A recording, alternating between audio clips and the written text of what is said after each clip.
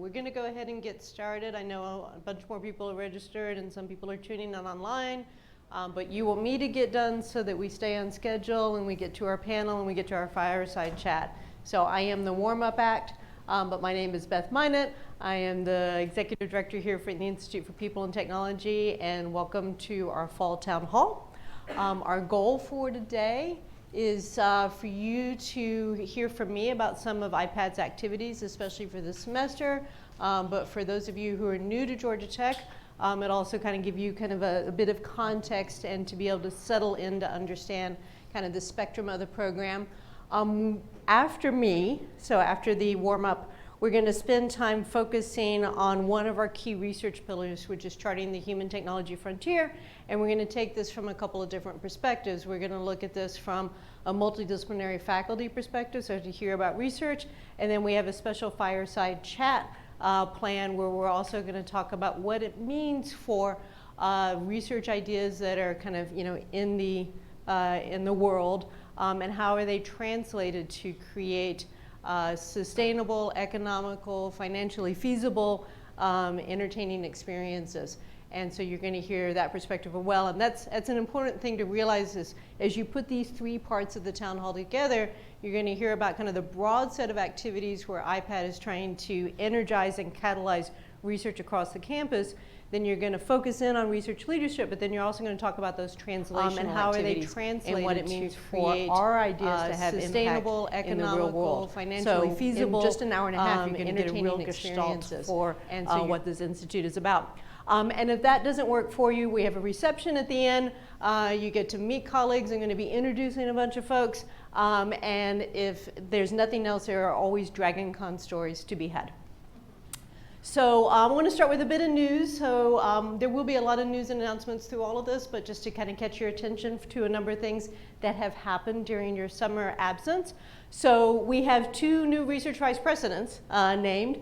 So Chris Jones has stepped down, so we've toasted him in the traditional Georgia Tech phrase, he got out, in the sense that he is no longer working within the EVPR's office. And Chris was so important to the work he was doing that he's now replaced by these two gentlemen. Rahim Baya, who is the Vice President for Interdisciplinary Research, and that includes the IRIs and the portfolio of activities that we're going to be talking about. But then also Rob Butera is coming in, looking at research organization, operations, which includes all of those laboratories and the financial activities and how do we get all those contracts and mechanisms signed. So we really work with these two gentlemen on a regular basis. Rahim is not smiling because he knows he wants to give more resources to the IRIs for us to have seed grants and create new opportunities. So feel free to mention that to him the next time you see him. But speaking of seed grants, I'll tell him there's a big target on his back now. Speaking of seed grants, we partner every year with the GVU Center, Keith Edwards, and then also our partnership with GTRI, and Lee is right there, to fund a number of activities across campus. This was a really exciting and frustrating year. It was an exciting year because we had so many proposals and so many high quality proposals that yes, Rahim and others did receive these pleading emails like, please, please, please, more resources. We weren't able to do as much as we wanted to do, and we are holding onto those proposals and those ideas to find other resources, but we are happy that these activities are funded and underway. Some of them are fairly small scale, right? Picking up a set of conversations, getting to a conference, hosting a series of workshops. Some of them are traditional seed grants where we're jump-starting a new research program. So if you're a recipient of one of these or associated with one of these activities, please give a wave. I know there's some of you in the room. All right, and then what I want is for everyone else to track down and find these people and figure out ways that you can get connected. But look out for our think tanks and other kinds of programs where we're going to bring these ideas to the community. I also want to pay attention to that this is our regular occurring seed grant program, but we're also underway looking at two other seed grant programs. One which has been advertised for research associated with our new program with Emory for adults with mild cognitive impairment. So the pre-proposals were due last week. They're under review, and a number of those will be suggested to continue to compete forward for a seed grant program that way. And then likewise, the MLA Innovation Fund, which focuses on pediatric technologies, is also kind of in mid-process. So one of the things that we like to do with IPaT and with our partners is keep bringing new research opportunities, new ways to seed new ideas on a regular basis. That's a key thing for us. It's also key for us to recognize our amazing staff and the work that they do, and to especially recognize that Georgia Tech is applauding them for that. So kudos to Cynthia Moore, who was just selected for this year's cohort for the Emerging Leaders Development Program outside of the EVPR, with the EVPR's office and in conjunction with the Provost. So this is a cross-campus program. And then Allison Powkey was just recognized just yesterday at the Diversity Symposium as one of the Georgia Tech Faces of Inclusive Excellence. So please recognize and congratulate them. You can buy them a drink afterwards and it will be free. All right, so I want to start, now that a number of other folks have moved in, to get to the kind of core of our program, which is to focus on what IPaT is about and our activities for this fall. So I always like to start with our key values. So these were the values that came up through and bubbled up through our strategic planning process now a few years ago. So make sure that if you're not hearing these values in the work that I'm describing for the next 20 minutes, then you better get my ear and get everyone else's ear, because hopefully you're hearing this throughout everything that we do and everything that we aspire to. So kind of on this side of the board, One Georgia Tech, that we operate collaboratively across Georgia Tech in terms of sharing resources and in terms of how we kind of make Georgia Tech's impact into the world. And that really follows with our trusted partnership, that we are transparent, meeting deadlines, working together to enhance relationships externally and internally. So you're not going to see a lot of slides on that per se, but hopefully that is, you're going to hear that throughout and can continue to help us do better as we really make this a One Georgia Tech enterprise. On this side, hopefully maybe you've already heard some of this, focusing on a culture, creativity, innovation, thought leadership, boundary pushing ideas. That's why those Sea Grant programs are so important. That's why the think tanks that you're going to hear about later are so important. Continuing to foster innovation, risk taking. Not everything's going to succeed. It's not that we're always going to hit that home run, but we want to be able to continue to foster, especially this cross-disciplinary, transdisciplinary innovation and collaboration. And then finally, diversity, that we're recognizing, respecting, and embracing inclusion and fairness throughout every aspect of our work, not just only in our work culture, but also who are our partners in our research, who are the recipients and who beneficiaries of the work that we do. And that's a key value as well. And I hope you'll again hear that not only in the recognition through the leaders that we have in here at IPaT, but in the research that we spend our time and effort on. So, and then now talk to you about kind of the rest of IPaT in one slide. Our vision: shaping the future of human-centered systems and environments and technologies to promote satisfying, healthy, and productive lives. And we do this through our transdisciplinary research pillars. So I'm going to spend just a second trying to give you a glimpse of some of the work that's going on this semester in those pillars. Lifelong health and well-being, and smart cities and inclusive innovation. Those are really our socio-technical pillars. How do we take care of ourselves, our families, our communities, our regions, and beyond? So really those two pillars are really just a spectrum, and they connect with each other quite deeply. And then our bottom-up research pillars: shaping the human technology frontier. That's where we're going to spend a lot of our time today. So understanding that evolving relationship between people, technologies, their bodies, and how they experience that and interact with each other. And then how do we stitch this all together in terms of platforms and services for socio-technical systems? So if I look at lifelong health and well-being, for those of you who have been with IPaT for quite some time, you know that this is one of our very active research pillars. So we work with startups and small centers and large national centers. We have a number of major partners within this area, and we work all the way from, I guess it should be pediatrics to aging not to pediatrics. So, although at one point my daughter, when she was about 4 or 5, she asked, when do I get to be young again? Like, when do I get to be a baby again? Like, it doesn't work that way. Things that are going on right now, I mentioned those 2 Sea Grant programs. So those are 2 relatively new Sea Grant programs. So we're happy to bring that to our community. A lot of work around our critical research infrastructure, including our CMS or Medicaid data sets. So that keeps Matt and Richard pretty busy, as well as Nicoletta and a cohort, thank you Richard, cohort of other researchers. And we're going to be trying to bring more and more people into being able to utilize this pretty unique asset that we have to further our research ambitions.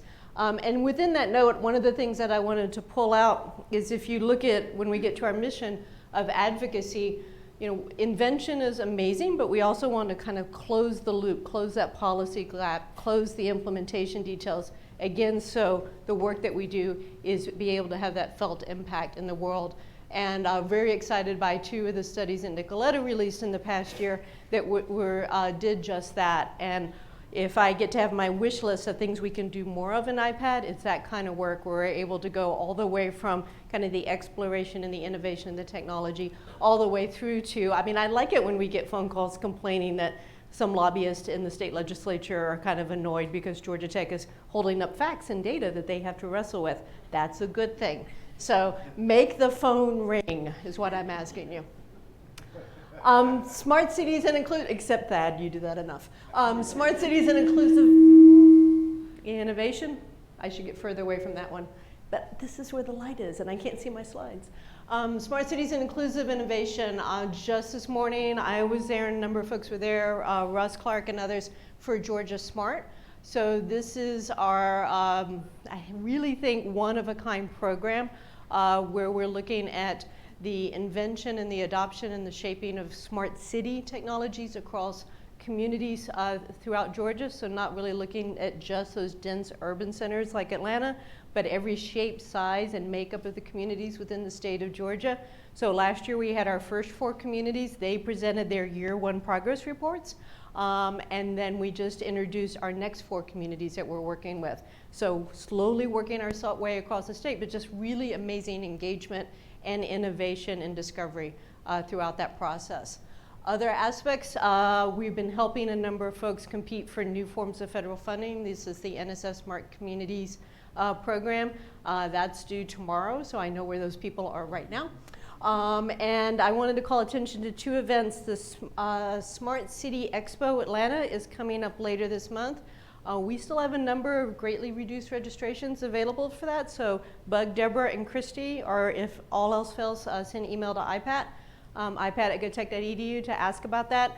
This is an international venue, and it's the first time it's in Atlanta, and it's a pretty amazing program. So I'm going to be there. A whole bunch of the Georgia Tech folks are going to be there. So if you're at all interested of kind of getting into that space, this is a great opportunity for you. And then from a campus perspective, on October 1st here, I'm pretty sure, we'll be pulling together the campus community to understand and catch up with each other about the different activities and plan about what could come next. For shaping the human technology frontier, again, you're going to hear about that a lot today. I'm very excited that we have a number of our seed and engagement grants are in this space, so you're going to be hearing from them throughout the year. Clint's going to tell me if I got this wrong, but I'm always excited about our interactions between wearable computing and wearable tech with the fashion industry. And something is going to be happening at some point in time in this space, so just ask Clint about that and find ways to get involved. And then Shiva, thank you, is going to be talking to folks throughout the year. There's going to be some announcements that I'm not allowed to make now about the things that we're doing around the future of sports innovation and conversations and activities that are not only happening at Georgia Tech, but the greater Atlanta area as well. So be on the lookout for those opportunities. And then finally, in platforms and services, the Savannah team is very, very sleepy right now because they were essentially up all night making sure all of those sensors were working and working with the emergency response team. So this particular hurricane, like others, have given them lots of test data. And so now they just have to fold it into that proposal very quickly and send it off to the NSF. So great for timely data, amazing impact, amazing engagement with that. And that's one of the examples of the projects that we want to continue growing within this space. One of the things that you're going to see and hear from throughout the semester is also 2 of our seed grants, 2 very different kinds of sensing projects. So John Sanford is here, who is working on understanding and sensing food insecurity at Georgia Tech and what is the kind of everyday data that we can collect about student activities to really get the ground truth around food insecurity and its impact on mental health for our students, and how do we connect that with much larger and interesting conversations. So this was, you know, a perfect seed grant that really hit on many of our priorities within IPaT. And then to match that, this acoustic sensor work being done within our eco-commons on the Georgia Tech campus, which is looking at how do we actually kind of understand our lived environment through making sense of the sounds that are occurring within it. So great basic science, really intriguing, and lots of other uses that we'll be able to bring to other types of experiences. And then on top of that, it's all about data, data, data. I'm not sure I heard a Georgia Smart team, Russ can correct me, that did not come up and present this morning and said, wow, we had great ambitions and then we discovered, you know, we needed better data, we needed more data. It was about data quality, it was about data this.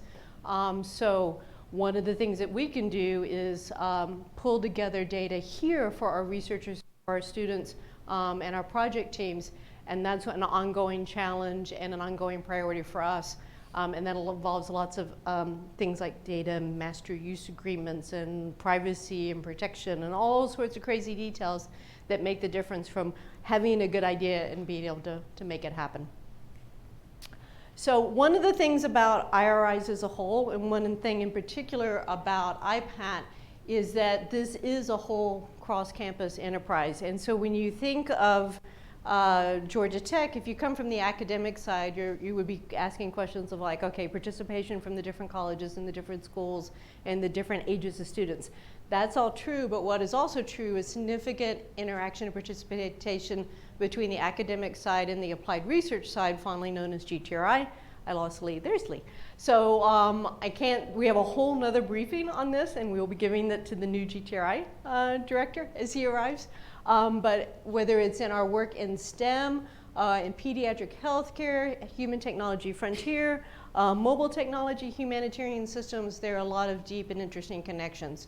So what that means is when someone comes to Georgia Tech and says, we have this problem, and they need a whole host of different skill sets and capabilities, we're able to assemble those teams in partnership with them to go after those objectives.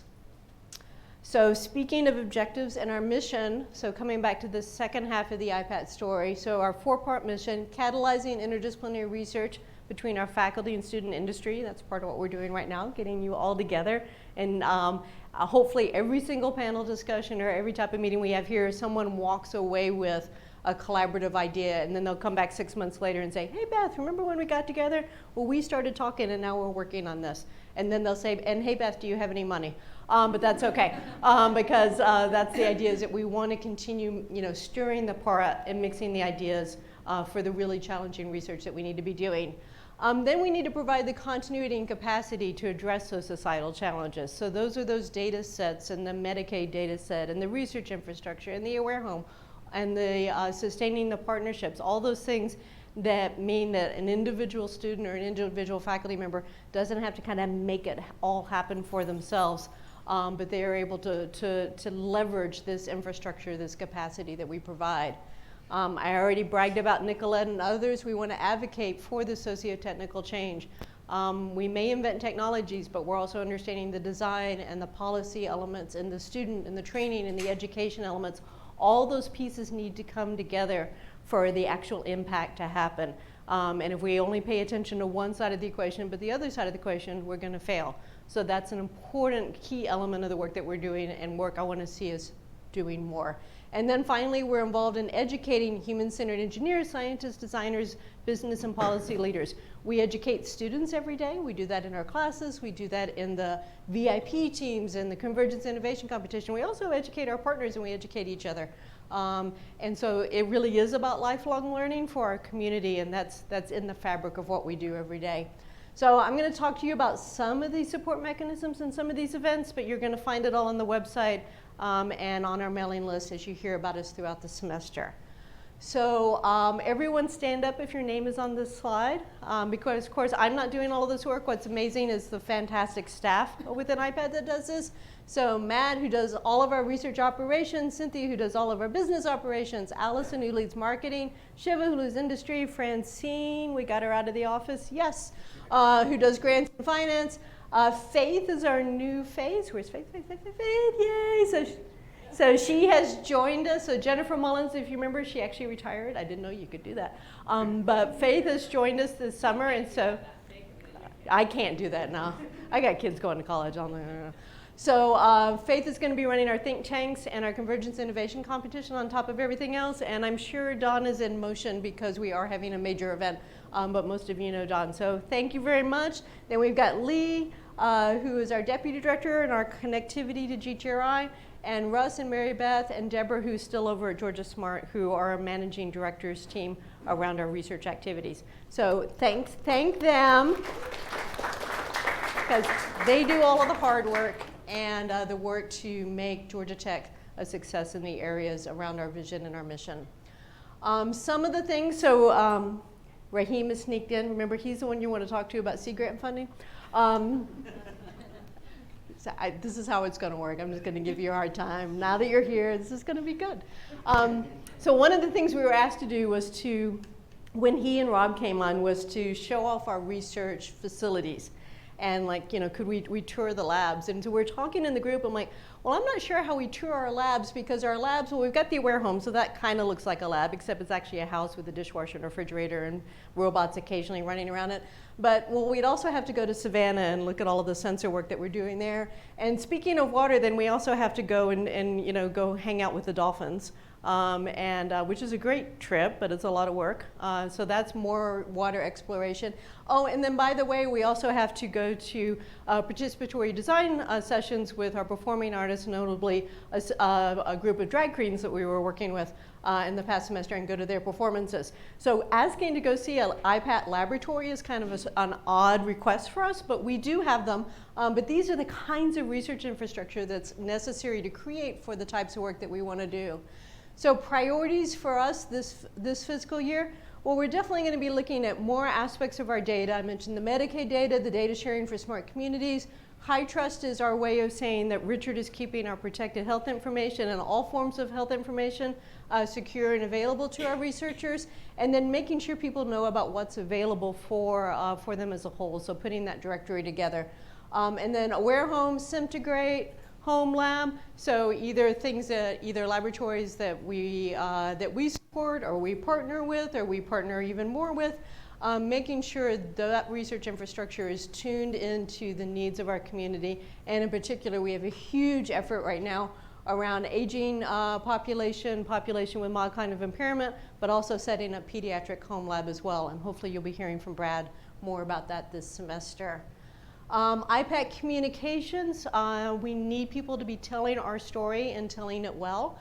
So this is Allison's team, Raul is there, Amy has retired from Georgia Tech, if you can call it retired, but continuing to work within that space. But we have our new research digest. Somebody has it, wave and hold it.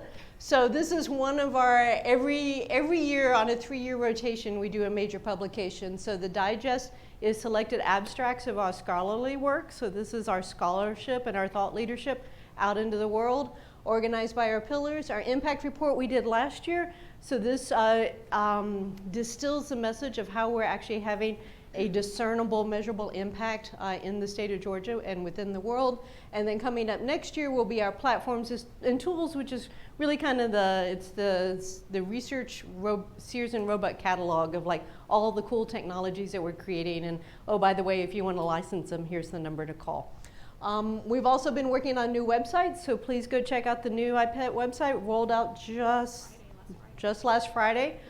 So very, very shiny news, really, really well done. And then also within that same template in our partnership with the Sports Innovation group as well, the Sprint group, and that's accessible from there. So lots of great materials for you.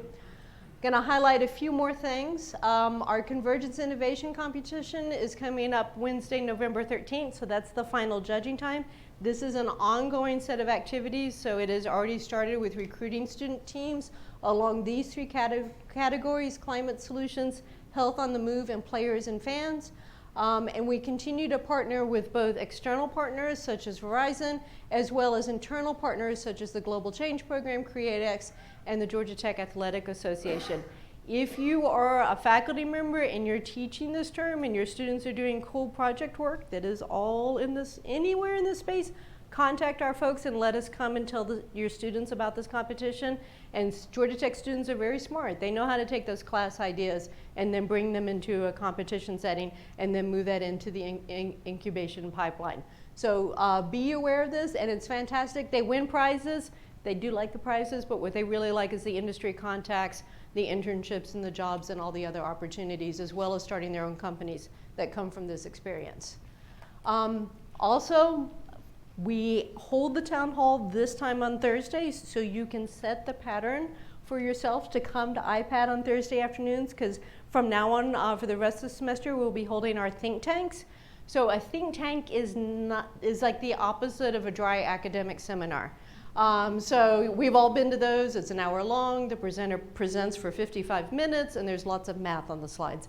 This is the opposite of that. In this case, the presenters come, they pitch a few ideas, like I've been thinking of this, or I'm a company and I'd like to work with Georgia Tech around these ideas. Then we continue to brainstorm and build collaborations, and that's definitely the venue where people walk away with, okay, they've captured that information and they're starting a new project. So this is our think tank schedule. You're going to hear from GCMI, the Global Center for Medical Innovation, right here this time next week. I'm going to lead a session on our growing agenda and conversations around human-centered AI, and all of the ways that people are looking to fund or engage in the question of what is artificial intelligence. We're going to have Laura Levy and others from that grant come and talk about the relationship between esports and STEM. We're going to do more around sports innovation. I hear the alarm. Right in the middle of the semester, we're going to have an event just focused on new faculty. So we have October 17th. Go find new faculty and send them here. And we're just going to title it like How to Make Georgia Tech Work. And that should get people to come over and find out about that. So this is an important way that our community comes together on a regular basis. And I hope to see you here every Thursday afternoon. The last thing we're going to be working on, I can never resist the final frontier joke. Space is always the forever question at Georgia Tech, but we're going to be more purposeful in our representations and our discussions of space. So some of us, some IPaT folks are now in CODA, especially folks that work around health data, health apps, as well as our new ideation lab. So those events you will hear being IPaT at CODA. Of course, IPaT at Synergy, a bunch of us are still here, so that's going to be our collaboration hub and where a bunch of our staff still reside. And then there's going to be IPaT at TSRB. That includes our app lab that we share with GVU and the HCI Master's Program, the RNAC Lending Laboratory, interactive media labs, and it's going to be also a series of, probably it's going to be a 2-year process for now that we've finished making CODA work. Now we're going to turn our attention to TSRB. So look for that, but when you hear about something happening at IPaT, realize it could be in one of those 3 spaces. There's going to be a lot of activity. So here's our fall schedule. You've heard about everything so far except for December. So December, pay attention to 2 important events. First is the United Nations ITU, Information Technology, ICTs for Health, is coming to Atlanta. This conference, it's the first time it has been held in the United States. And they chose Atlanta purposefully, and they chose Georgia Tech purposely to be able to convene this group. So there are going to be all sorts of meetings and opportunities and demonstration capabilities happening during that week. So come back from Thanksgiving energized, because you're going to focus on the understanding the ramifications of health technology worldwide. And then once you're exhausted and exhilarated from that, you can close out the year with our holiday all hands. So thank you very much. That was about as close as I've ever gotten to my 30-minute allocation. And designed not to take questions, but I'm around during the think and drink and the reception and everything from now on. But I want to say thank you for your attention and also invite my panelists to come join me for the next part of the program.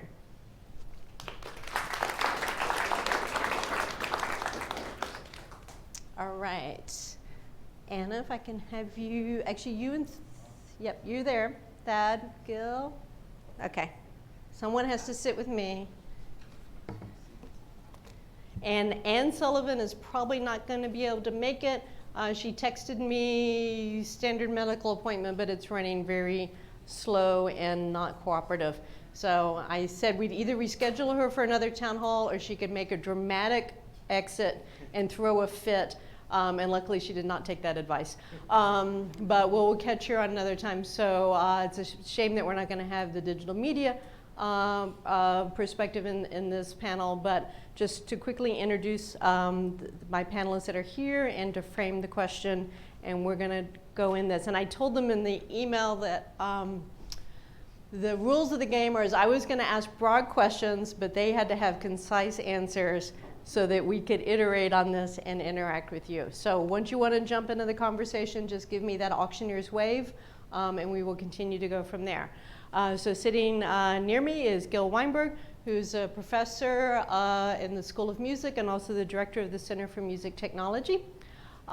In the table over here, we have Anna Stenport, who is the chair and professor of the School of Modern Languages, and she's also the founding co-director for the Atlanta Global Studies Center.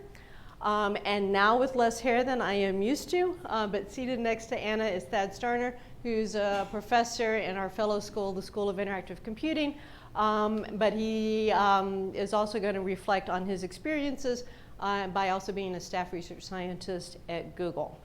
So I promised them the first question would be the softball, but it would be to get us going, which is to tell me about something that you're working on now that you're really excited about within the perspective of the human technology frontier. And again, my definition of the human technology frontier is the relationship between our bodies and our environments and how technology changes it from everything from this is old technology, which is changing my perception of the world, and the slightly uncomfortable, less old technology, which is hanging from the back of my coat, which is amplifying my voice, but much more interesting relationships between kind of the technology that we wear, that we carry with us, that we assume or create as part of our physical and social environment, and what is it allowing us to do in new and exciting and sometimes disturbing ways. So Gil, would you like to go first? Sure. So we're working with Jason Barn, who is an amputee drummer, now also an amputee pianist, but started as a drummer, and the music was his life. He lost his arm in an accident. He looked for us because we're doing robotic musicianship projects, so he looked for us to develop a prosthetic arm for him that will allow him to hold the stick tight or loose because he couldn't do that. And when he came, we developed an arm for him with a collaboration of a company called Mecca that allows him to use EMG and flex and relax his muscle to not only have the stick tight and loose, which is very important for expression, but also to trigger the stick up to 40 hertz, 40 hits per second. So not only we brought back what he used to have, we actually made him a superhuman in that sense. He can play faster than he or any other human can have. And actually just yesterday I received a Guinness World of Record book, and he's on there as the fastest drummer, parenthesis, with prosthetics. they find categories for everything. And then we followed and continued to work with him, and the way he became an amputee pianist is that we changed the technology of sensing of EMG, which is pretty crude, to ultrasound, and used machine learning over his muscle, how he moves his muscle and wants to move his phantom fingers. And then we were able to get actually finger by finger control, discrete but also continuous. And we have a nice video with support of NVIDIA that you can Google later, and he can play piano. He actually plays finger by finger with a prosthetic arm piano. And the recent project is trying to get him to own this project. We're talking with Google, they want to have to let us use TensorFlow to do this, the kind of pattern recognition, and to allow him to have his own arm, because currently it's Georgia Tech, and every time we travel with him to concerts, we travel to dozens of concerts with him. He has to go to Georgia Tech, and 63% overhead, and all the rest. So it was pretty complicated, but we are going to develop it in our lab, hopefully, and then they're going to license it, and someone else is going to build it so they can own it and give it to Jason to perform by himself. Terrific, thank you. I have a choral board that you need. All right, the first collaboration outside of the town hall. All right, Anna, let's jump into this. Yes, thank you so much, Beth, and great to meet you, everybody. So I'm going to make 3 points quickly, and they have to do with the "and" in the Institute for People and Technology. So the School of Modern Languages and the Atlanta Global Studies Center, we are what happens in the "and," in between the people and the technology.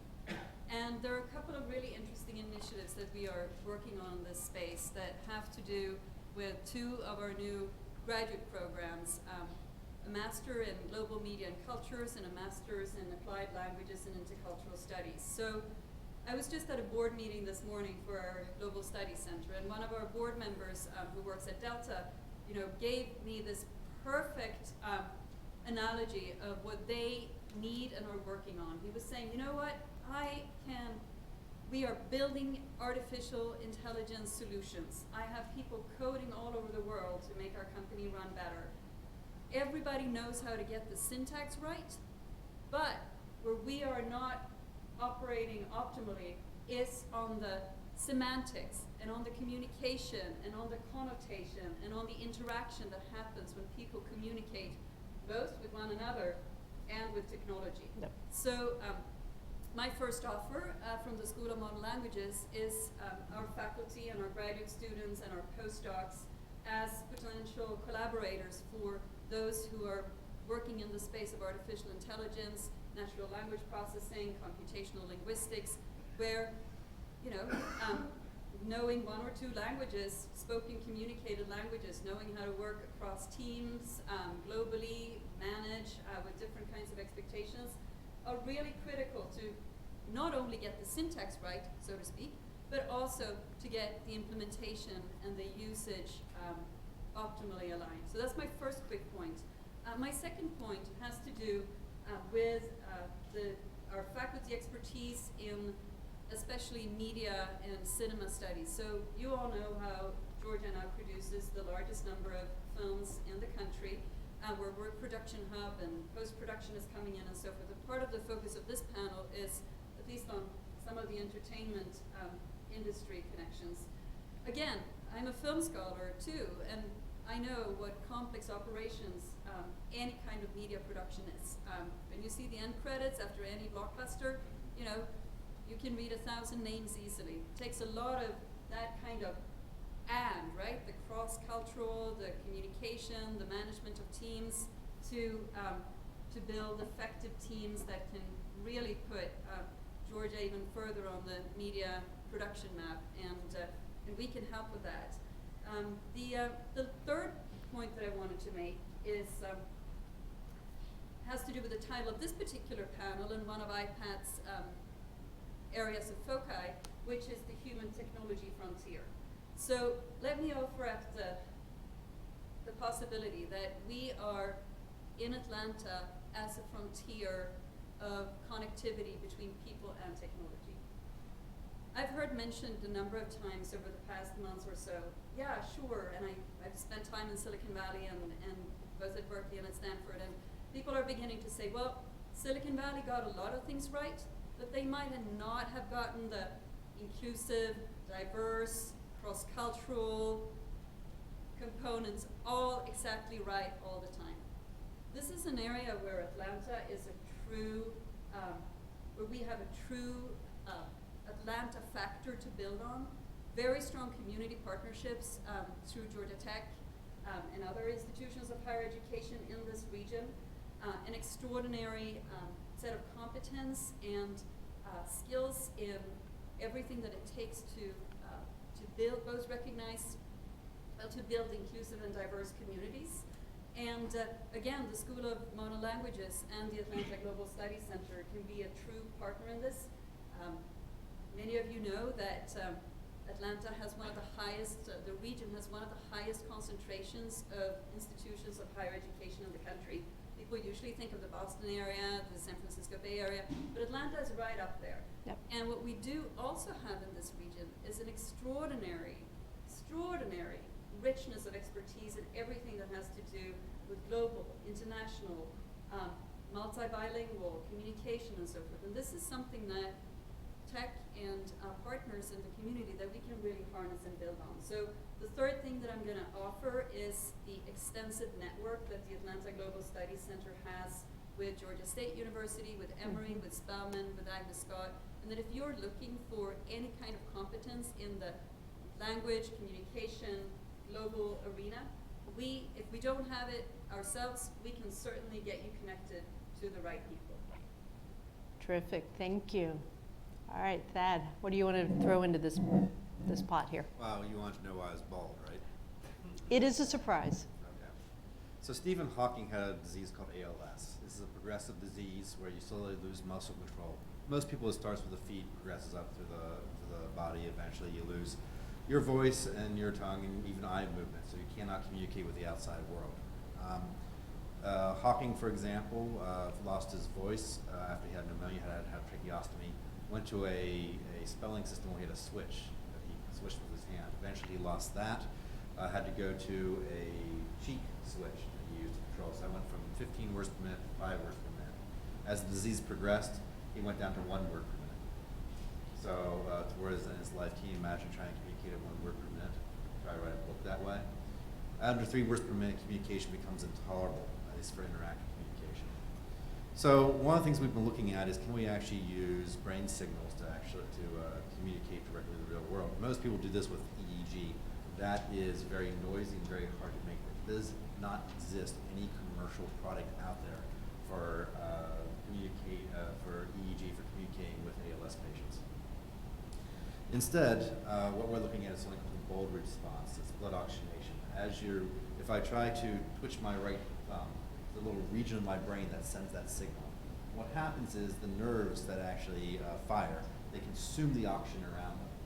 And then the brain floods that area with oxygen so that it can replenish it. And you can read this, you can actually see this oxygen replenishing on what's called a fMRI, functional magnetic resonance imaging. We have one on campus. It's non-medical. We actually use it only for research.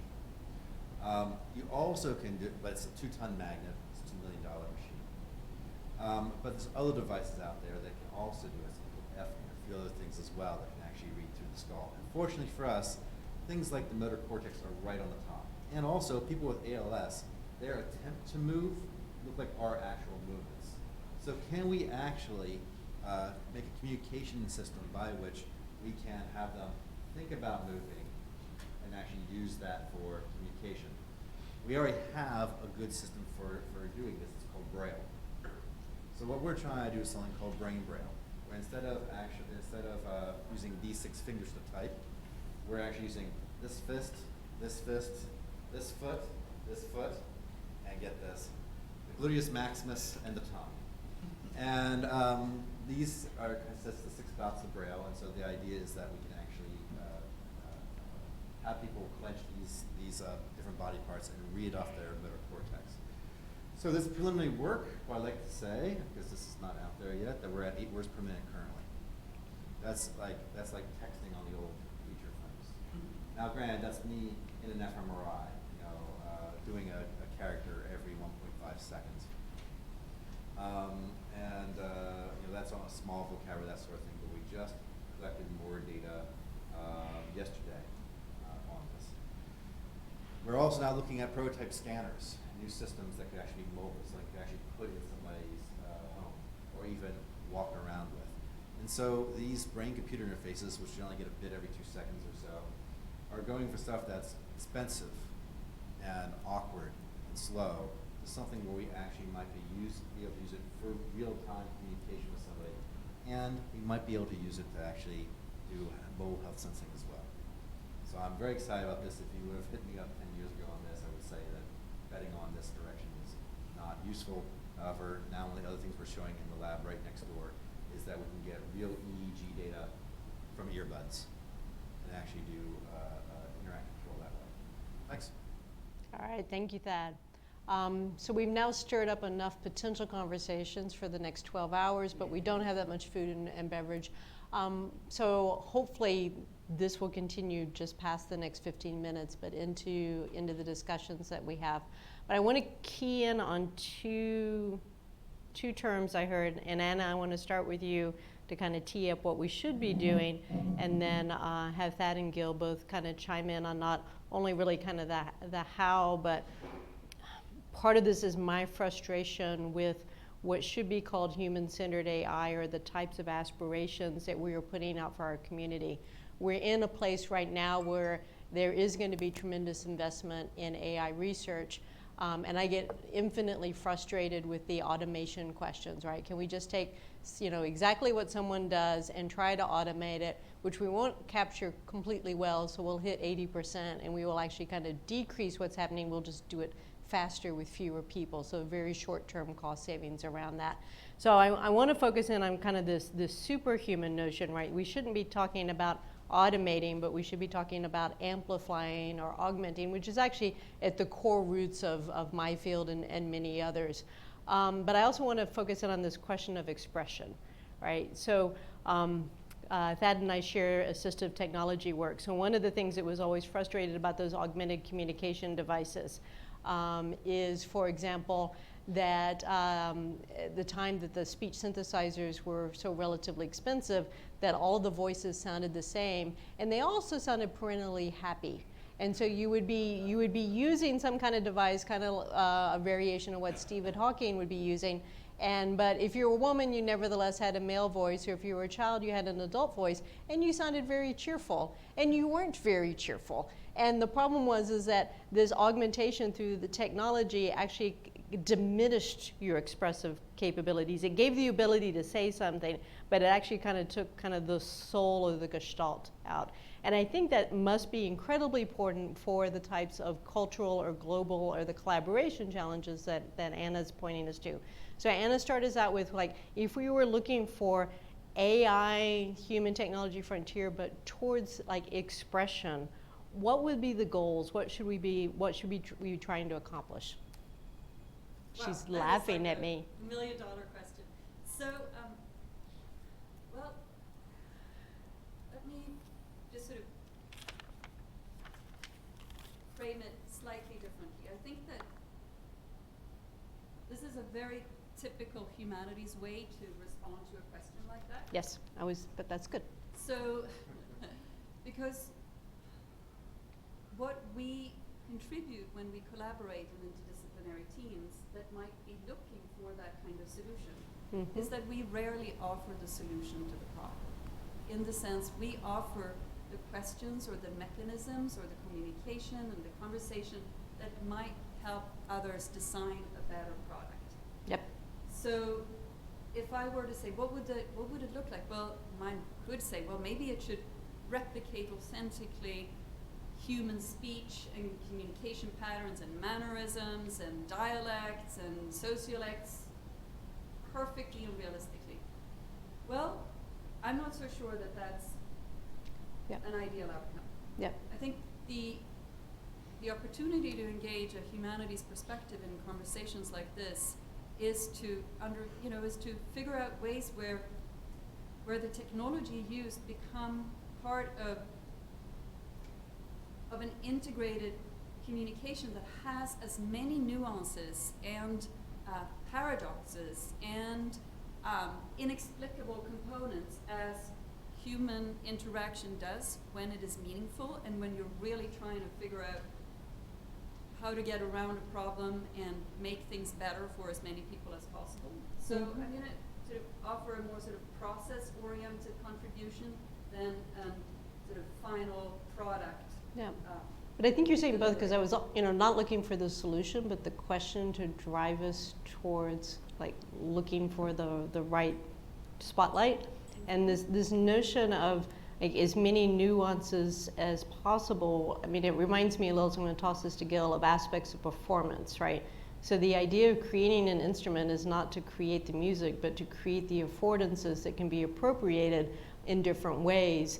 And then only over time do cultural understandings of music and performance evolve, which I think in many ways is kind of the evolution of a team. The first time you get together, you don't really understand each other or kind of the nuances or what different things mean, but that grows over time. So what are some of the things that we can create that allow nuance and appropriation, that don't try to say this is exactly your voice and exactly what you can say, but give you mechanisms perhaps? Let me give an example. So let's talk about CGI in an action film, for instance. So very often we will praise what we see on the screen by calling it, oh wow, that was really realistic, or that looked real. Though it has to do with the content is about superheroes, which are so not realistic. in my life, Yeah, all that yeah. realistic, right? But there is something about the form, the aesthetics, the conventions of expression that strike us as appropriate and realistic as befitting the genre and the content of what's being expressed. Yep. So that is something that I think would, for AI communication is something that we could look at. What would a set of formal conventions look like for AI or NLP or whatever that people generally agree to be successful, realistic, and so forth? Just as there are very established standards for what we believe to be successful, realistic CGI, right? For displaying superhero antics in a way that we all understand are true to form and strike us as believable and enjoyable and worth engaging in. Yep, exactly. Yeah. Animation physics is not real world physics, it's just physics that we interpret as real world physics. So Gil, how could you add into this conversation from the perspective of all of your work focused on expression and performance? Sure. The way we look at all the AI works that we do is how can a robot musicians, which is what we developed, can surprise and inspire humans. And we have a motto for pretty much all of the robots, including the prosthetic that I mentioned before. I didn't mention that the prosthetic had two sticks. One of them is under the control of Jason Barnes. The other one is listening to the music and improvising. So Jason has to address his own body, kind of improvising, that we call it a stick with a mind of its own. So all of our robots have a mind of its own, and the motto is they should listen like humans and play like machines. And listen like humans is important because we all, music is everything, at least in our group, but probably in your life it's pretty important, I hope. So we are trying to connect to how humans understand music. So a robot that will develop will understand what is a chord progression, tension and release. If something is really tense, it will know I can maybe release it now, or syncopated beat versus on the beat. So listen like human. But when it improvises, it uses algorithms that humans would never use. And also mechanical abilities, as I mentioned, 20 hertz. And imagine the two sticks, one 20 hertz, one 19 hertz. We have polyrhythms that don't even sound like beats, but just like timbre, the color of sound. Algorithmic-wise, we are using all kind of machine learning, anything from Markov chains to genetic algorithm to fractals, all kind of processes that humans do not use and maybe cannot use when they play music. And the idea is that by connecting to us like humans and then using both algorithms, cognitive, that humans don't use, and mechanical abilities that humans don't have, it will throw us to different directions. It will create music that we will never hear from humans. And it will be surprising and it will be inspiring. And I think this is more, when I write an NSF grant, I almost always have to say that there will be some kind of a Turing test. Let's see if my robot can play and pass a Turing test that you think it's really a human. But this is not what's interesting for our lab.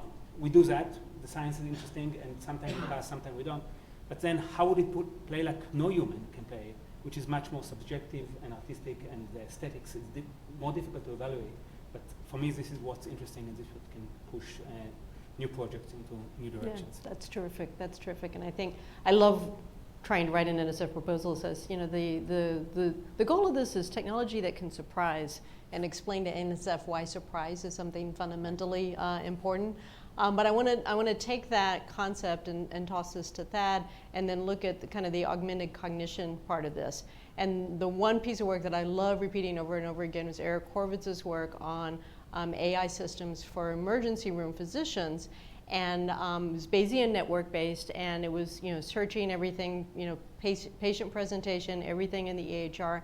But the key concept of the design was surprise. And the reason it was because these physicians are smart, right? They already know a whole bunch, and if the system is just telling them what they already know, that's the fastest way to being ignored or just being turned off. But if the system could actually say something that was surprising, especially in the context of you're seeing this physical presentation, but 3 years ago there was this happened, or 6 months ago there was foreign travel, here's something you might not be thinking of. And that was what made the system useful, was surprising. It was adding an element to a very cognitively difficult task. And that's where it found its value. So what does it mean for us to create these systems that, again, superhuman, that extend us? I love the listen like a human, play like a machine. aspect of that, but to do this in non-musical performance setting, to do this in kind of in the cognition of everyday tasks, because you've been wearing a system that's been trying to do that for a very long time. Lots of ways we can go down this. I mean, we have to remember that computing was founded on the idea of augmenting intellect.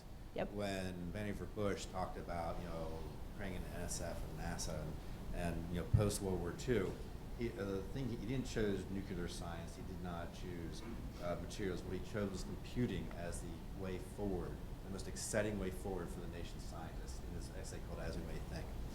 And that idea took us 60 years before we really saw it happening. But the idea that we can augment the human mind and think in new ways, I think is still extremely powerful. We still think of a computer as other, right? There's this device on the desk or a device in our pocket. What if we think of it more like eyeglasses for the mind? We see through our eyeglasses. We don't think of them as an interface. We just use them. What happens if we have tools for the mind, which we just think through, right? Is a way to augment us. So with the medical stuff, there's a company out there called Augmentics, which uses glass during face-to-face interaction. I don't know if you've been to your doctor recently and they spend more time in their laptop than they do talking to you, right? Part of that is simply that the computer is an other. It consumes all their attention, their visual, their manual. It consumes their attention trying to get something in and out of it. And they have to always go back to you, but they're spending more time here than they are with you because they have a much more fluid interaction. What if we had a system that was just listening to the doctor's conversation and said, you were having problems last year with your digestion. Did that clear up? Right? Oh, but that time you were in Scandinavia at the time. Did you ever consider, have someone that's actually listening to the conversation and popping up things that are surprising right during the conversation, so I can get that interactivity with you, saying, hey, maybe you're actually alerted to comparing. Something like that. But one of the things we can see is that not just providing information about the surprise, but providing it at the right time, so that it fits into the conversation. That is huge, and providing an interface that the doctor can think through. It's like Augmentics is doing, and can actually record information that's pertinent, so they can refer to it later. That's going to be a huge change in what we're seeing coming up with these new technologies. Yep, very much. Anna, you want to jump in? I can I'll see. just chime in there too. I mean, one of the things that proves to be so continuously fascinating in human interaction is the twists and turns of conversation. So somebody says something unexpected, you learn something you didn't know, and that kind of component, it's surprise, but it is also coming together. Humans, we are social animals, and we will find almost anything to communicate about. It's called the contract of the social object, which is that we do not really communicate fundamentally because we necessarily want to solve X problem. We communicate because we want to communicate with one another, and then we find a problem to solve or something to get upset about or whatever. But so I really sort of like this thinking too about how we, in order to get back to your question, Beth, about what might something look like. Well, that something should have an element of surprise and should, in that case, sort of replicate the twists and turns of human-to-human conversation in all its complexity. Yeah, no, I really appreciate that. So we're going to have to close this conversation, which is a shame because this has been so much fun. But if you want a final word in this, I mean, whether it is a professor here who's going to take ideas for student class projects or undergraduate research teams, or for folks who are being asked for, to articulate the grand challenges in AI so that our nation spends its funds wisely, what do you, again, I'm not asking for the answer, I'm asking for the question. What are the questions that, pick one that you want IPaT, the folks in this room, to walk away with as we continue to push forward. And I always love that the work that we do here at Georgia Tech pushes that human technology frontier in probably every dimension that I can imagine, but we need to push more. So pick something you want to recruit. What should we be working on? I think the way in which we are using AI to model humans versus the way we are going to use AI and Sal was talking about when to do what, when to surprise, is something that I grapple now with, because if you have too much new information, you cannot have communication. If you have Stagnant. and in music, music is for me the core of a philosophy of experiences. We just got a grant to look at music as a source for prosody. You talked about how to have a computer, Alexa, talking with more emotion. We found correlations between prosody and music, so speech and timbre and stress and all of the rhythmic aspects. So we are going to have musicians playing thousands of musical fragments, tagging them with emotions, and we're going to throw it into machine learning. And from this, we're going to see what kind of emotion, because with prosody, you can communicate so much, irony and humor, and a word in Chinese can mean completely different things, and in sentence in many other languages. So this is a kind of interesting project for us, what to take from humans and put in robots. The proposal was how we use prosody in robots so that we trust robots more. That's another big question. Yeah. How can we trust our robots? There's a lot of people who say they're going to take our jobs. I've been blamed. Are you going to take musician jobs?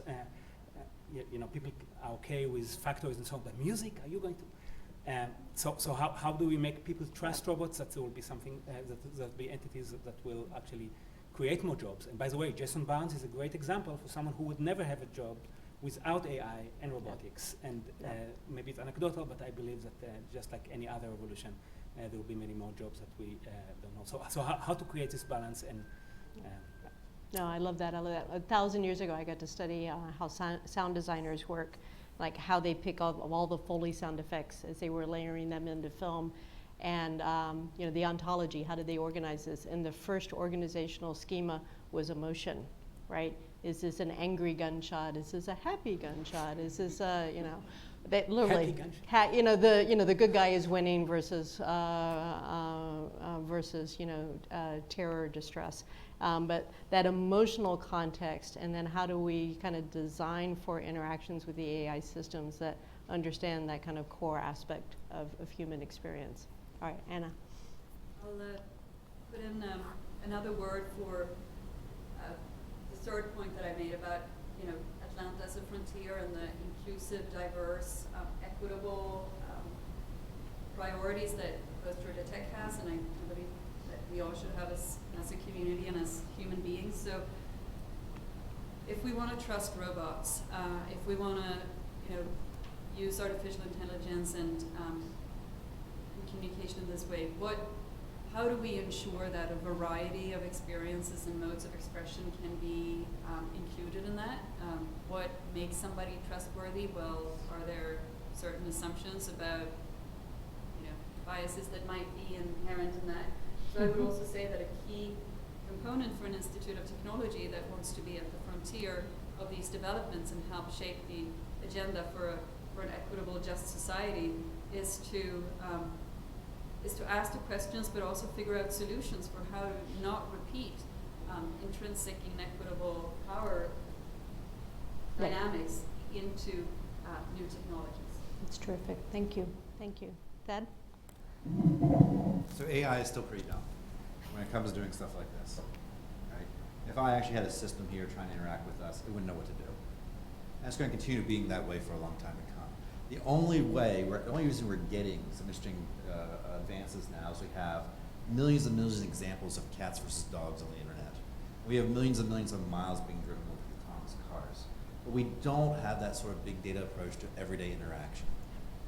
And so the only way we're really going to get human-level AI, something that can actually live in our environment and help us in a day-to-day environment, is to put microphones where our ears are, cameras where our eyes are, motion sensors where our hands are, peer into our brain to see intent, and when things surprise us or interest us, and actually have a symbiote that lives with us and understands what's important, understands what a handshake is versus drinking a glass of water, understands what having a drink with friends is versus walking down the street in a hurry for your next appointment. If we can make a system that can live our lives with us, gather large amounts of data about not just what is to be human, but is to be that person, be able to assist that person on a split-second by split-second basis, that's where we're going to truly get augmentation. That's when we're actually going to finally get the superhuman level of understanding and mental acuity and abilities that we have not seen yet in these AI things. And I don't see any other way to do that except for wearable computing and these brain interfaces. All right, thank you. Thank you to our panelists, great ideas and terrific framing and questions and perspectives.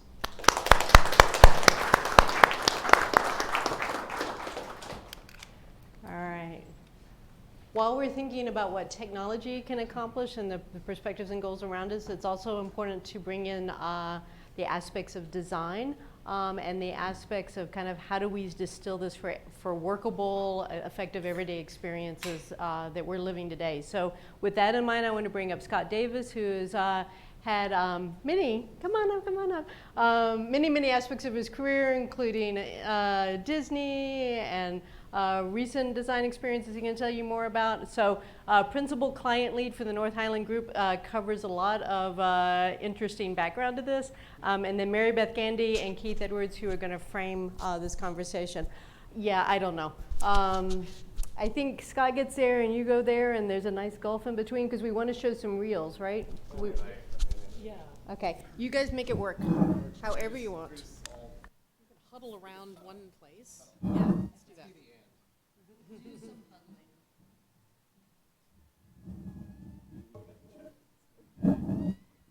So we're particularly lucky that Scott was able to join us today because this job at North Highland, he just started on Monday. So it was great he was able to take time out of his new job.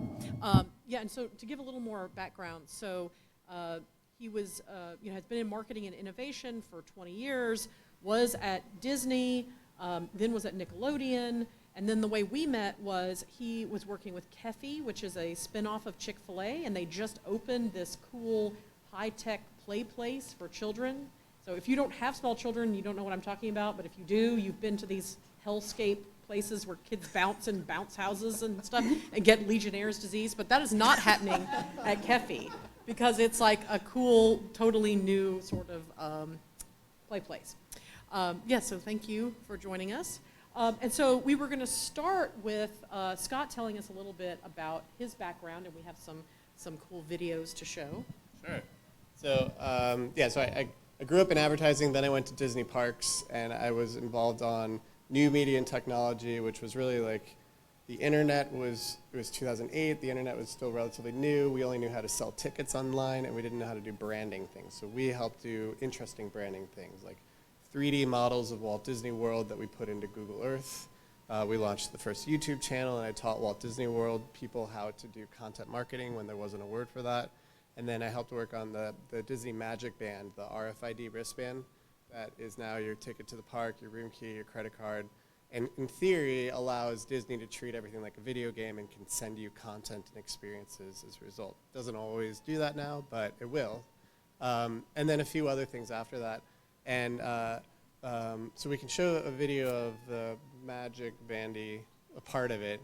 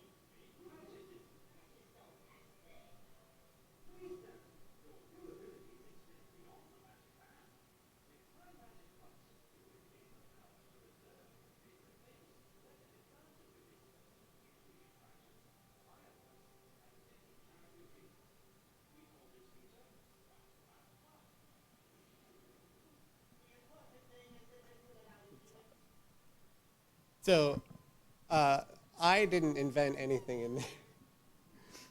I'm more of the technologist to human liaison. So we came in and it was a lot of technology and we needed to go ask the board for $1 billion, and my team was responsible for helping to figure out what did people care about, what would consumers care about, how do we value that so we can justify the expense, how do we communicate it, and what do we explain about it, and then how do we roll it out internally, because ultimately I didn't touch any of the marketing like that, but we had to be able to communicate internally so that staff members didn't get scared that we were coming for their jobs, and so that the marketing team would be able to actually communicate the things that were important and not scare off consumers or guests of the things that weren't important.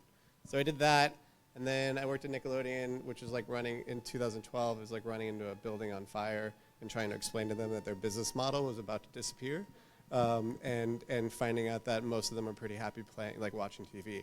And so it was challenging and fun. And then I ended up leaving and coming down here to help this business called Kefi, which just launched. We have a couple of pictures of it. It's so new that there's no real videos of it, and there's only a few good pictures. But essentially, the premise of it is kids need to play. They're not getting enough playtime. And in order to get them to have enough playtime, sometimes you have to force a decision for parents and be like, hey, this space is so good and you enjoy it so much that you're going to actually pay to have your kids have good playtime. And so to make it good for parents, we make it co-working space. We give them a sense of community. Parents are more likely to be dual working than ever before. They're less likely to live near their normal support structure, their family support structure, and so they need places to go to. And then because now we have a business going and there's people coming in, we have the ability to do things like allow kids to play with dumb toys, which are the right kind of toys for kids to play with, in smart rooms, which have sensors and capabilities to project and capabilities to do digital puppets and capabilities for a playsmith who's there to make it even cooler so that the kids can play the way they want to play, and then the rooms and the people inside of it can help amplify their play and make it even more fun and freeform. And then hopefully be able to translate it back to the parents and say, hey, when your kid's rolling this train back and forth like this for an hour, it's really building important cognitive skills. And so that's what I was doing, and it's, now that it's launching in operations, I've left, and so honored to be just here talking to you guys, because the last presentation was way more interesting than this one. You have to shave your head first, and then wear augmented technology. Mm-hmm. Right. I have a calculator watch from the 80s. That's the best I've got. do that without. Oh yeah, you could probably just hold it. Yeah, so clearly you've already worked with a lot of really cutting edge technologies and done this process of translating them into something that people actually want and care about. And we just heard about some really like mind-blowing new technologies. So, the one reason we thought we'd like to do this little chat here is kind of give us another perspective of, great, there's all this cool technology. How do we translate it into things in the world? So if you could kind of reflect upon these processes you've done before of like, someone comes to you with like, look at this thing I invented in the lab. Right. And now you're like, okay, what do we do with that? Yeah, and I, like the funny part for me is I'm in business, but I'm not a tremendously great business person in terms of like knowing where all the money is. But I do know what people pay attention to. So I'm able to help say like, okay, you have this amazing idea, which is the most interesting thing I've ever heard of. Like the fact that I can be a better drummer than any other drummer out there, but I don't have an arm. And then the fact that like now I can create emotions that people don't experience because no one's ever been able to do this before is tremendous. But then a business person is to say like, okay, but like in the next 60 to 90 days, how can I make money on that? And that's where it becomes a really interesting question. I think what I've found along the way is, to be able to get business to pay attention, it has to really look like it's solving a real consumer desire or a real consumer need, and one where there's already money kind of floating around that desire and the need. It's not that you're going into a business model that absolutely exists, but you have to be able to say, well, there's people who are spending money on kids play, and there's people who are spending money on co-working, and then there's people who shop and go to coffee shops. Well, we're just going to smush them together and then call that an R&D center for smart rooms and dumb toys. But we're not going to tell anybody about that last part. We're just going to tell them it's a play center. And kind of that, like taking the existing business models, taking where money is already floating around, and then being able to tell a story about the technology where it looks like it's a natural entry into that system, where it may be a role inside of what already exists, or it may be like, hey, if you just take this one thing and you twist it this other way, then all of a sudden, like, we've got this business. And that's what I get really excited by, is like, when can I find the exciting ideas, and then how can I get someone who doesn't want to think that way to suddenly be like, oh. Can I maybe riff on that a little bit? So I'd like to understand more how you think about mitigating risk when you have some kind of new technology or something like that, where maybe its exact use might be a little bit unproven, or it looks like something that's maybe gone on before. I'm thinking about, we all thought that Second Life was going to be a big deal way back when. And, sort of seeing it through some of the lenses that we've talked about, you can see, well, maybe people do like to socialize. They like to come together. These internet-based technologies can provide a way for us to do that. And there was all this hype and excitement around that. And then it turned out, no, we kind of don't really want to do that. So how do you have any insights on how we can sort of mitigate some of those risks for things where the future use cases might not be fully known? A lot of it, like, there's context to it. So if you're working with Google or Disney, then you're allowed to have a lot more risk on the table in the first place, provided that it looks like it's going to be an important thing that could interrupt their business in the future. So like for Disney, they spend lots of money on figuring out how to animate water better, because it's really hard. And then they're willing to, they're willing to also think about how do you combine a video game and a physical game and put it in Disney World.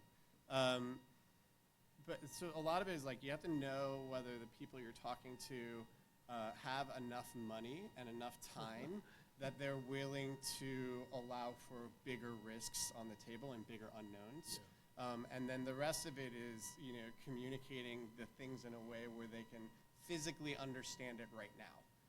And that's the hard part there, is that if you're dealing with concepts like human braille communication, and you don't have someone who's really good at visualizing what your butt can do to help add to the braille, then you're kind of dead in the water. And maybe it's not about the risk there. It's just about sheer, like, I don't get it. Mm-hmm. And so that's it. Like, finding that. I joke around sometimes. I'm not good at marketing and I'm not good at business, but I'm really good at finding analogies. And I'm good at playing taboo, where like you have to communicate but not saying the words that you want to say. And I think that's a lot of it. Like, and then the rest of the risk is, you make it feel like it's really easy to get involved, and you make it feel like if you just get involved this little bit, like you can't lose much. Like, you're not going to lose, and you have plenty of time to bail out later. So why don't you just like take 2 steps forward with us and let's play around. And if you're having fun, let's just take 2 more steps forward. And that's how we sold Kefi through. We met with a whole bunch of different companies while representing kind of this venture group at Chick-fil-A. And we got way too many yeses. Like, too many people were excited about the idea that your kids can play and you can have a good experience as a parent. And, oh, by the way, there's this really interesting use of technology, and we can present, we may even have a spot for your product if you're interested in it. Too many people said yes, because they all reacted to, all these executives in the room reacted to it as parents, knowing the pain that they go through when they have a 3 to 8-year-old who just needs to, like, you just need to do something. Right. Well, yeah, to continue with that, when we were first talking about Kefi and your needs for R&D and the things we have going on at Georgia Tech, along the lines talking about mitigating risk, you were mentioning kind of this modular approach that y'all were taking to, I guess, kind of slowly adding in more technology. Yeah, like I found it, everybody loves a bright, shiny object, and usually the bright, shiny object in technology is the one that's really expensive and breaks down a lot, and doesn't quite do everything that people were promising it does. And I've experienced that at Disney, and I've seen it at Nickelodeon. And so our goal was, well, this space of layering physical and digital together is really important, and we just saw that like so many different ways.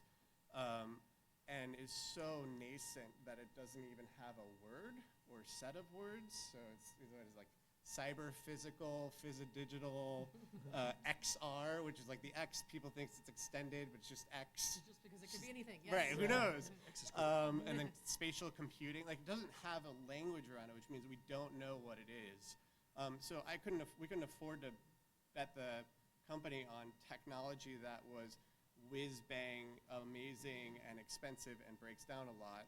Instead, what we said was, well, there's a lot of cheap technology that works and it's stable, and people just haven't plugged it together in this way before. And we're going to take projection mapping and RFID sensors and computer vision, and we're going to do things for kids that people don't think about because who pays attention to that side of the business? And then do it in a way where we can unplug it, and when there's a better camera, and then put a new camera in, and run new software when there's better software, and then all of a sudden, like, you plus up the system without spending an arm and a leg to re-up it. So I learned before this panel that you've had some experience trying to work with Georgia Tech in the past, and I wonder if you could kind of riff on that a little bit. And in particular, what do you see as the role of a university and that collaboration with industry? Because of course the university is going to do everything from fundamental research up to applied research. Some of this stuff can take decades to come out, but we get some of our best problems from working and exposure to industry to understand kind of where things are going. So how do you see that? How do you see that fit, and what's the best way for us to work together? Yeah, it's a great question. I don't have a good answer, but I'll fake it. The fundamental challenge is university. You're going to be thinking, for it to be really interesting, it's probably 10 years and out. And for a business, again, like, you're lucky if you get someone who can think a year or two out. The average CEO tenure is like 2 years. So everybody underneath them is not willing to bet the farm on something that takes longer than them. There are people inside of every company, who want to think on that long range of where they are, and they want ideas coming out of where the technology is really developing. And so, like, we had problems because it's like our company itself, we needed modular, we needed to do it fast, and the MSA was going to take a while, and then the IP ownership was going to be a question, and then we hadn't quite figured out the exact right use case that Georgia Tech would come in and try to help us solve, and we didn't have enough time to figure that out. I think that it's so valuable. The more ways that we can help identify the right people inside the companies who want to come and play and learn. And like this, I would join this club. I would pay money. You're in it now. I would pay money to join this club and come once a month. People will be getting your credit card information shortly. And then I think it's a matter of having drinks and figuring out what's that low risk idea that lets us put relatively stable technology that has some sort of ecosystem around it in front of executives in a way where they understand where they can make money off of it, and the IP ownership isn't a major concern. And that Georgia Tech understands what its benefit would be of having that open lane of communication. That I think right now it's like there is a fortress. It is the academic world, and then there is a fortress, and it is every single company out there that's trying to do its thing.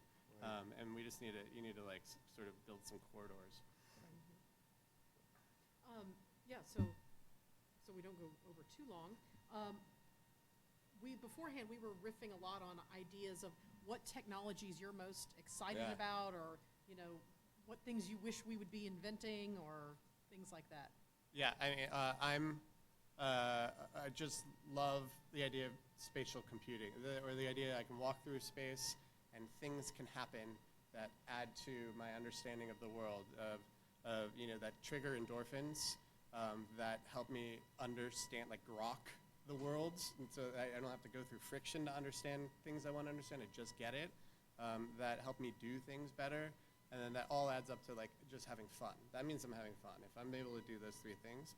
And I feel like, from VR to augmented reality to biohacking, it's like 1995, and we're looking at the internet 1.0, where if you know how to program in HTML, you can hang a shingle up and you're a high school student and make millions of dollars. I just feel, and there's infinite amount of websites to be programmed. I feel the exact same way about this connection between the 3D visualized world that is wholly immersive and made up, and the 3D visualized world that is absolutely real, and then all the data that floats between it. Like, there's just so much to be done there. That makes me really excited. Like, I want to, if I can sit in that space for the rest of my life, I would be so happy, even if all I do is tell stories. It seems like one of the things that's sort of different about, I don't know, the set of technologies that you're talking about is the physicality, embodiment, the spatiality, you know, from sort of the previous generation of things. This will be maybe a little bit of a tangent, but there's an analogy that Steve Jobs used from back at the early dawn of the computer revolution that's always stuck with me. Some of you may have heard this. He was reading Scientific American, and there was a chart there that talked about the efficiency of creatures moving. And so human is like way down here. It takes a lot of energy for a human to walk or run. Condor is way up here at the top. Condor takes almost no energy to, you know, gets enough draft and it just floats along. But a human on a bicycle does really, really, really well. It's this amplifying effect, right? And so he had this analogy that a bicycle or a computer is basically a bicycle for the mind. It's something that we get on and it amplifies our innate ability. Computers back then were completely disembodied. They were not spatial. They were not physical in any kind of way except for the box that's set on your desk. And it seems like there's this real sea change that's happening here. And I'm wondering what this next generation is going to be a bicycle for. It's probably not just our mind. It's our physical capabilities also. And I don't know if you thought about like particular application areas and, you know, that take advantage of that kind of physicality that give us this. This wasn't our prepared list of questions. Right, I was just yeah, sort of riffing, but No. I'm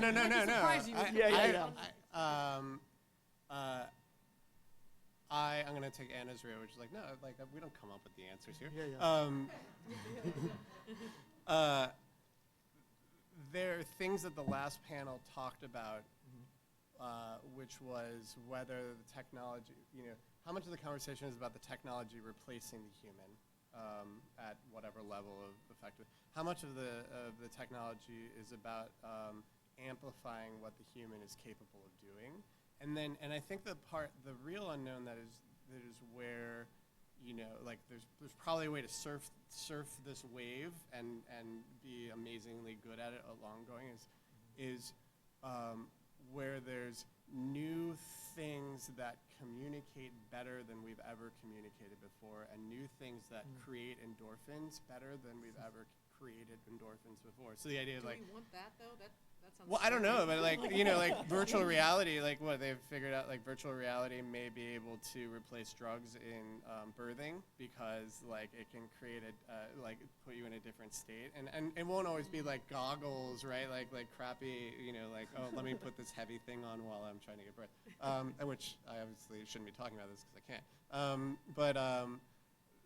That I think just finding those edges where, you know, yeah, we're replacing a little bit of what we do already, but in the process of doing that, it's like introducing a washing machine into the home, and now all of a sudden you freed up 8 hours a day of a human being. And what is that human being going to do? They're going to find new ways to combine and create and communicate that has never been. So like, I guess the best answer, the more simple answer would be, there are people who are really smart, but we don't know they're really smart because they mainly do things in the physical world. So like your construction worker may be one of the smartest people we've ever met, but you don't know that because they don't know how to read very well, and they don't know how to unlock their understanding of the world and explain it to other people because they don't know how to code very well. Well, we're going to have this world where you can code by building, and you can communicate without necessarily having to have done all the practice on like how to do the drumming perfectly, which means there's a whole bunch of people who may be locked away in their own little shell of not being interpreted correctly, who are going to be opened up to being interpreted way better and being way more capable of doing, and doing things that we've never thought of before. And that makes me like kind of tingle a little. Fantastic. I think on that note, we will conclude. That's terrific. Thank you.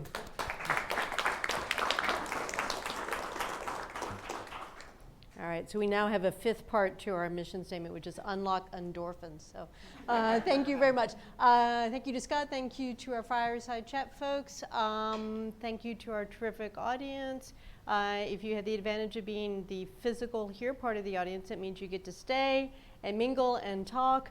And I think there's supposed to be like snacks and drinks and all those kind of human things that we like. If you're part of our virtual part of the audience, we miss you. Send us email, come visit. This is the beginning of the semester. This is the beginning of a whole bunch of conversations.